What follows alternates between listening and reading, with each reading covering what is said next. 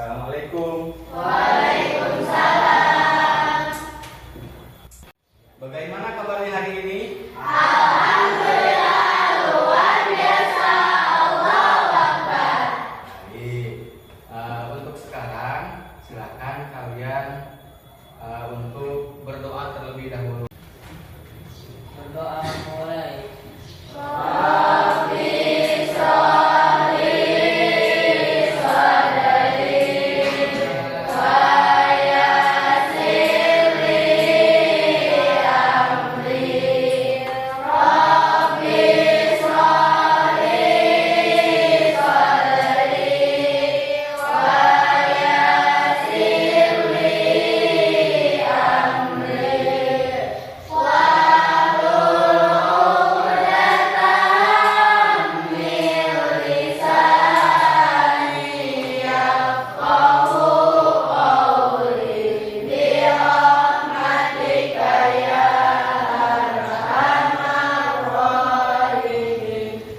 Semuanya silakan untuk berdiri terlebih dahulu. Duduk sendiri. Kita sama-sama akan menyanyikan lagu Indonesia Raya. Silakan.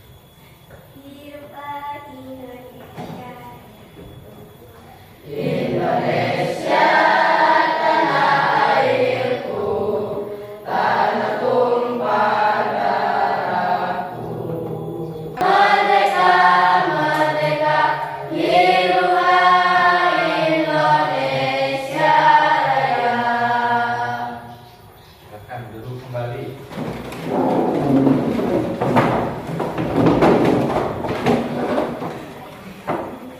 Untuk sekarang, Bapak akan mengecek kehadiran terlebih dahulu. Andina Nuri Ramdhani, Dafa Gagang Hidayatullah. Minggu yang lalu kita sama-sama belajar tentang sifat-sifat Allah. Sekarang kita masuk ke materi yang ketiga, yaitu menghadirkan sholat dan zikir dalam kehidupan. Sebelumnya, ada yang tahu apa itu sholat?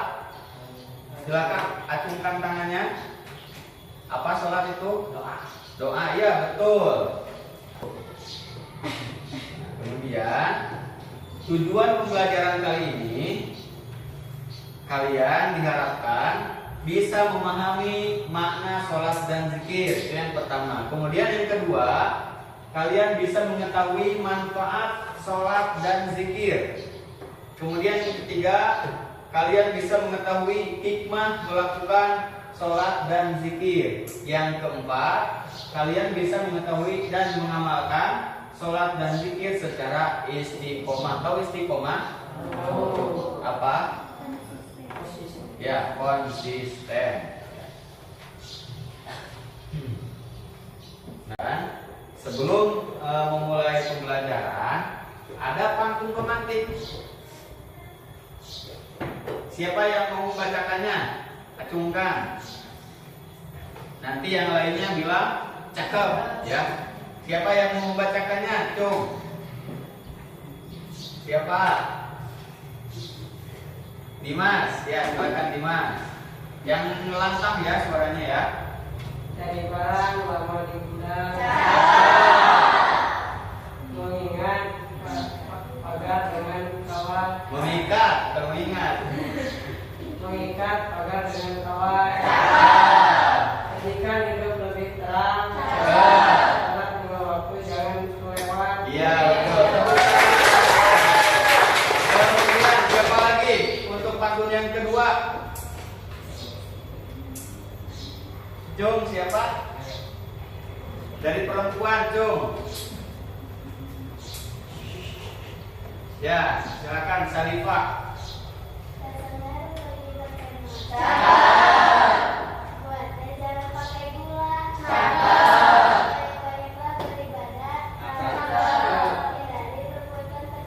Ya. Ada yang bisa menyimpulkan tidak dari isi pantun yang ini? Apa maknanya gitu?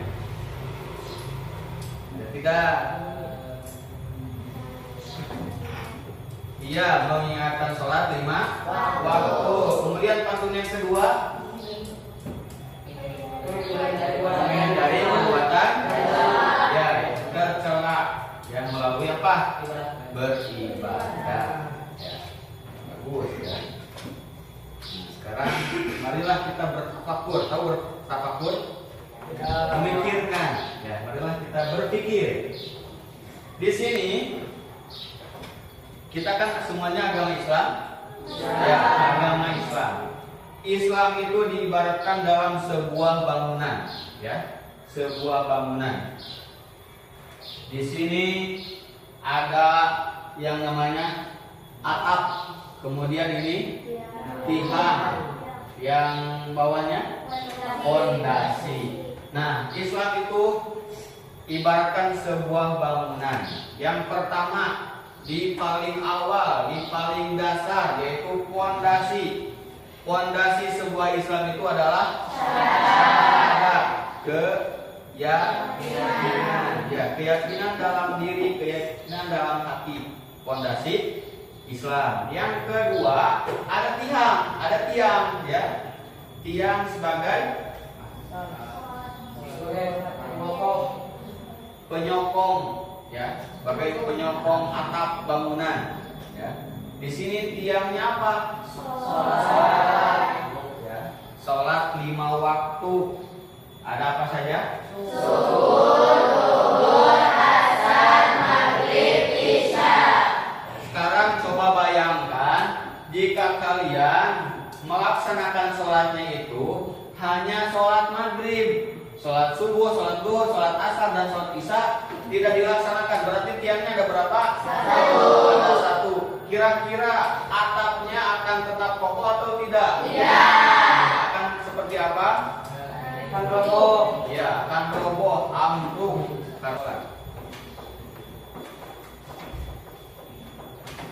Siap belajar hari ini? Siap. Nah, sholat secara bahasa, sholat diartikan sebagai doa atau doa untuk meminta kebaikan. Ya, tadi sudah disampaikan oleh Rizky, sholat itu adalah doa, itu secara bahasa. Kemudian ada lagi menurut istilah. Menurut istilah, sholat dipahami sebagai semua perkataan dan perbuatan yang dimulai dengan takbir atau takbiratul ihram, kemudian diakhiri dengan salam.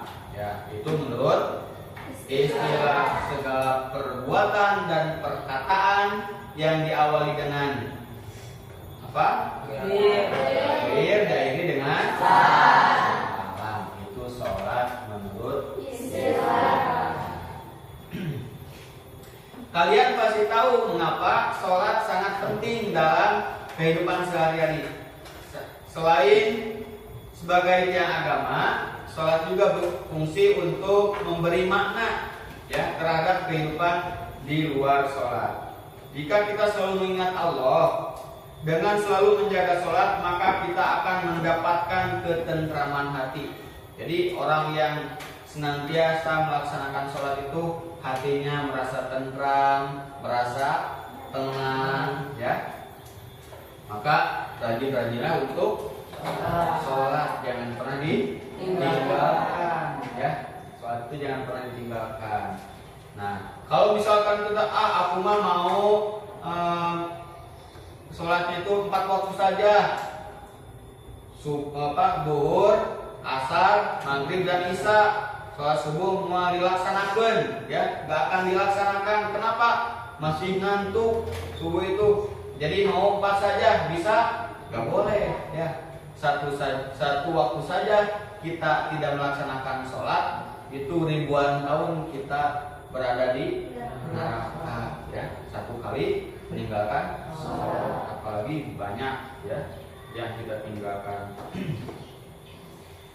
Jiwa yang kuat dapat dibangun dengan mendekatkan diri melalui zikir. Kekuatan tersebut akan mewujudkan kesabaran, ketenangan, dan kerelaan hati yang tentram dalam menjalani kehidupan. Sholat dikerjakan bukan hanya untuk menjalankan kewajiban atau sekedar memenuhi syarat dan rukun. Sholat hendaknya dijadikan sarana untuk menyadarkan diri, pantas kita merendahkan hati dan mengerdilkan diri di hadapan kebesaran dan keagungan Allah Subhanahu wa Ta'ala. Pantas kita merasa tidak memiliki apa-apa di hadapan Allah, ya. Karena semua yang kita miliki itu hanya milik Allah. Coba kita bayangkan ketika kita lahir dulu dari perut seorang ibu, ada yang membawa mobil tidak? Tidak. Ada yang membawa perhiasan tidak? Tidak. Ada yang memakai baju langsung tidak? Tidak. Tapi kita dilahirkan oleh seorang ibu dalam keadaan telanjang, ya, tanpa baju, ya, tanpa kerudung, tanpa sarung, tanpa apa lagi? Peci, ya, dan lain sebagainya. Apalagi mobil, ya, gak mungkin mobil masuk ke perut seorang ibu, ya, gak mungkin. Kita lahir ke alam dunia ini dalam keadaan tidak mempunyai apa-apa. Jadi apa yang harus kita sombongkan, ya? Tuh. Kemudian ini dalil mengenai sholat, ya. Yuk kita baca sama-sama. Ada dalam Quran surah Al-Ankabut ayat 45. Yuk.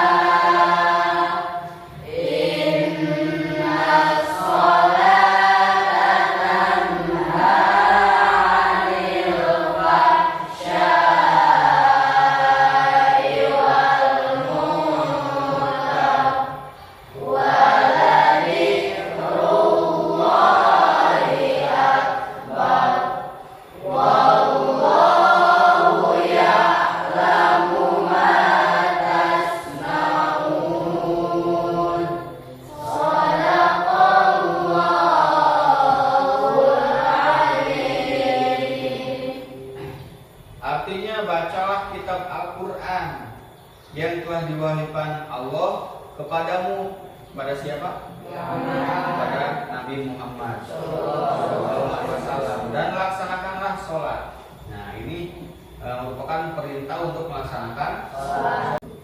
Kemudian isi kandungan dalam Quran surah Al-Ankabut ayat 45. Siapa yang membacakan isi kandungannya?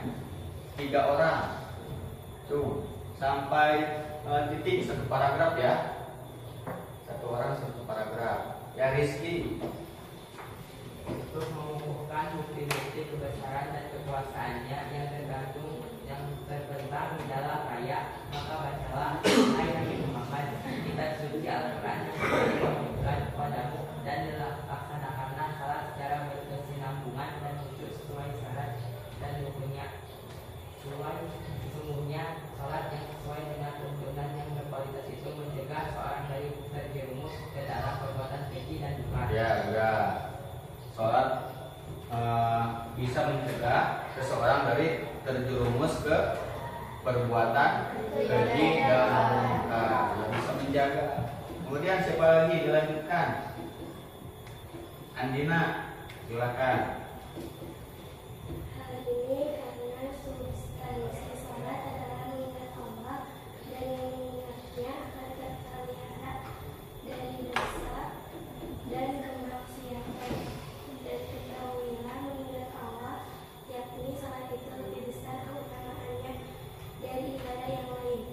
Allah senantiasa mengetahui apa yang kamu kerjakan, baik maupun buruk, dan akan memberikan balasan yang isi kandungan dari Quran surah Al-Kahfi. Nah, sebelum kita masuk ke pekerjaan kelompok, Bapak minta 10 orang, 5 orang laki-laki dan 5 orang perempuan. Silakan maju ke depan. Yuk, sebelum kita dilanjutkan ke tugas kelompok. Siapa? Dimulai oleh siapa? Dimas ya. Kita mulai. Yang lainnya silakan boleh bisa melihat ke depan sambil membaca soalnya sambil menjawab ya dalam hati masing-masing. Yuk, Dimas, dimulai. Siap-siap. 1, 2, 3. Nah, sholat diawali dengan ya. Lanjut, Rizky. Dimas ke sini ke belakang.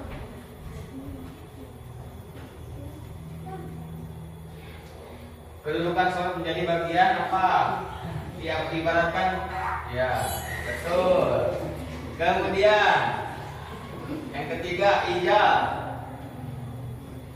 Seseorang yang melaksanakan sholat akan beberapa hikmahnya. Di antara hikmah melaksanakan sholat yang paling tepat adalah iya, betul. Kemudian yang ketiga, 4. Yang sudah duduk ya, yang sudah duduk. Oh, dibaca. Ismail akan pergi liburan dari Ciamis di Jakarta. Keringanan agama Islam bagi Ismail. Oh, salah. Yuk lanjut, Gagan. Tidak, salah. Hukum melaksanakan sholat. Ya, salah. Gagan. Lanjut satu pas ini, perempuan. Yang merupakan bacaan takbir ialah. Iya, betul. Subuh, duhur, asar. Iya, betul. Kemudian lanjut. Iya, betul. Yang yang terakhir, sholat Idul Fitri hukumnya. Iya, salah. Berarti salah berapa? Laki-laki 2 orang, perempuan 1 orang. Yang lainnya mau mencoba? Kita lanjutkan ke tugas kelompok. Silakan per kelompok saling bergabung. Ya. Duduknya per kelompok.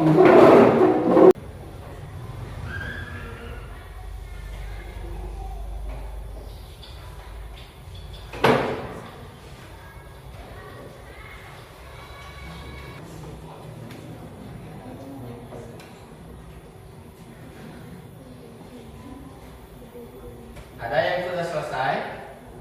Belum. Ayo semangat. Gimana? Ya.